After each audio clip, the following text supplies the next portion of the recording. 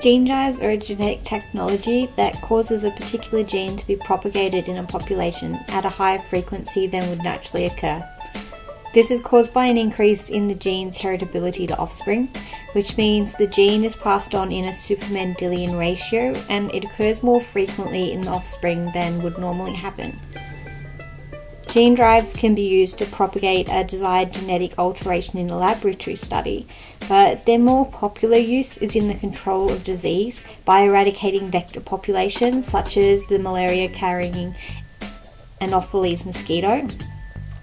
Old gene drive technologies relied on natural mechanisms to create increased heritability, such as meiotic drives or talons, but new CRISPR-Cas9 technology has really improved the efficiency of gene drives and it's made them a really viable option for pest control, whereas before that wasn't really an option.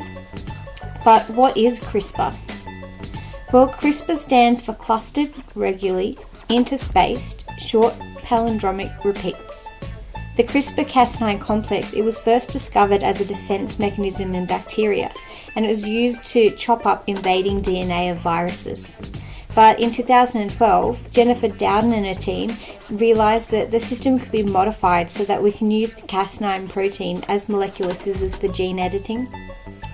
The Cas9 protein is directed by a guide RNA, which can be programmed to match the DNA sequence you want to cut.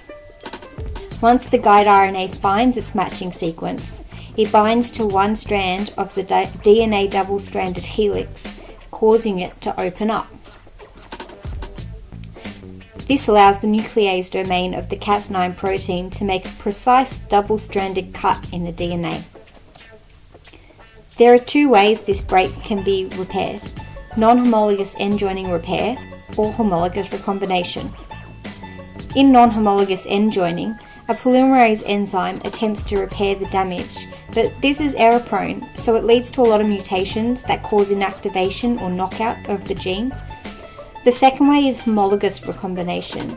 In this system, we need a new piece of DNA with matching flanking regions to the first piece. This is called homologous DNA, and the cells use it as a template to swap out the broken DNA for the intact strand.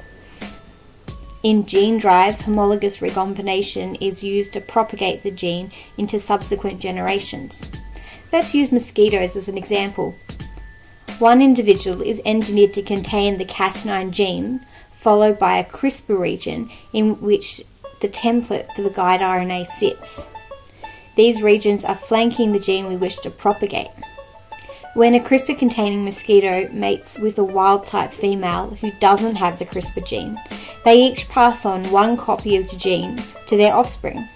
So now the offspring has one CRISPR-containing gene and one wild-type gene. The CRISPR guide RNA leads the Cas9 protein to its matching sequence in the wild-type gene, and it cuts. And this cut is then fixed by homologous recombination, inserting the CRISPR-Cas9 system into the wild-type gene. Now that the offspring has only CRISPR copies of its gene to pass on, all of its offspring will receive that copy and undergo the same process.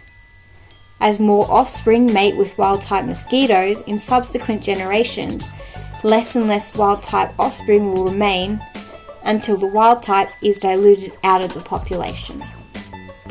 But in the case of mosquitoes, we're looking to target fertility genes so that we can eradicate the population altogether.